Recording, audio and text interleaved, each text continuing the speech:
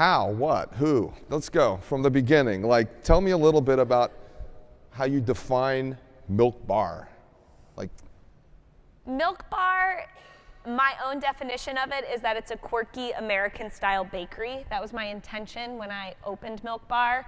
I wanted it to be like a riff on a modern-day Dairy Queen meets a celebration of my love of baked goods, like hence the name Milk Bar, but also hence the product mix of cookies, cakes, pies, soft-serve ice cream, cake truffles, everything in between.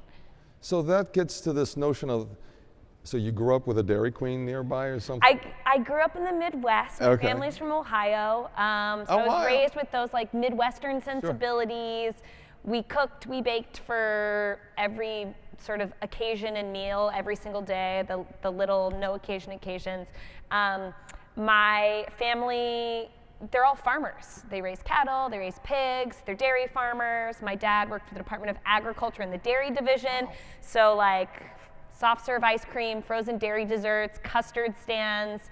They were always the pit stop we made. That's and awesome. We have like my childhood traditions, my two favorite childhood traditions that very much shaped who I am, and this idea of Milk Bar. If we were good, we got to go to like the local Dairy Queen or Baskin Robbins on Thursday nights. Oh.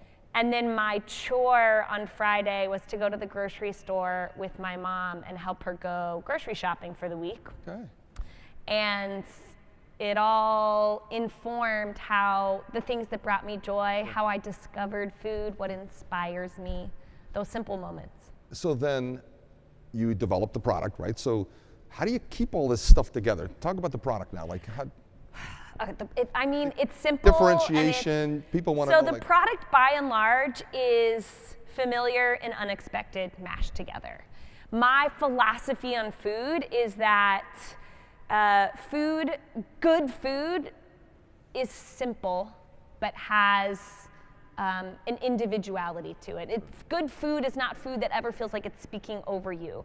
And so when I was first coming up with the menu at Milk Bar 10 plus years ago, my philosophy was connecting the dots that were my life, this sort of Midwestern sensibilities with moving to New York and going to culinary school, thinking I was gonna move into like a fine dining world, right. And saying, wait a second, that's not really who I am. My personality is much more like down home. It's something that's as simple as a cookie. But my rules at Milk Bar were, okay, you can take a cookie, but you can't make a chocolate chip cookie because chocolate chip cookies already exist in the world. Who are you in a chocolate chip cookie? And so at Milk Bar, we don't have a chocolate chip cookie, but we have a compost cookie, and it's chocolate chips, but it also has pretzels and potato chips and coffee grounds and butterscotch and oats and all these things. Or we have a chocolate chip cookie, but it has cornflakes and marshmallows in it.